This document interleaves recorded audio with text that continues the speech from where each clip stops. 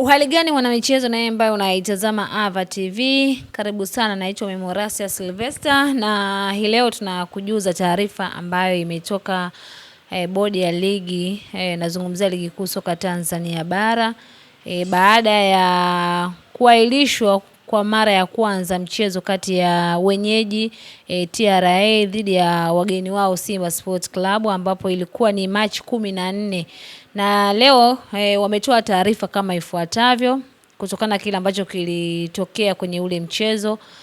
Taarifa inasema bodi ya ligi kuu Tanzania TPLB ina utaarifu umma kuwa mchezo namba 7 wa ligi kuu ya NBC msimu wa 2025-2026 kati ya TRA United FC dhidi ya Simba Sport Club utafanyika kwenye uwanja wa Sheikh Amri Abeid jijini Arusha Aprili 9, 2026 kuanzia saa 10 alasiri. Aidha, bodi inatoa taarifa kuwa mashabiki wote ambao walinunua tiketi kwa ajili ya mchezo huo ambao uliahirishwa March 14, 2026 baada ya mvua kubwa kunyesha jijini Arusha na kusababisha uwanja kukosa sifa za kisheria, watatumia tiketi hizo kuingia uwanjani katika mchezo wa Aprili 9, 2026 ambapo shabiki atalazimika kuwa na kadi ya N-card ambayo alitumia kununua tiketi ya mchezo ulioahirishwa kwa ajili ya uhakiki getini. Tayari wauzaji wa tiketi za mchezo huo National Internet Data Center NIDC wamerejesha tiketi zote zilizonunuliwa kwenye kadi za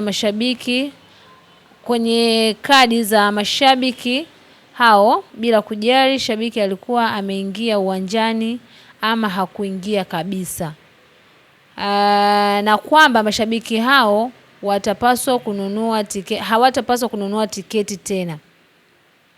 Tiketi ambazo ziliuzwa katika mchezo huo ni VVIP ambazo zilikuwa jumla ya tiketi 95, VIP tiketi 567 na mzunguko tiketi 3215.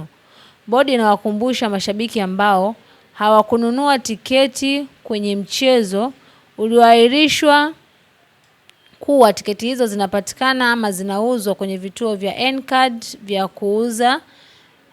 vya kuuzia tiketi na kupitia mitandao ya simu kwa gharama zifuatazo: VVIP 50,000, VIP 30,000 na mzunguko shilingi 10,000. Bodi ya ligi inawashukuru sana mashabiki wa mpira wa miguu kwa ushirikiano mkubwa walioonyesha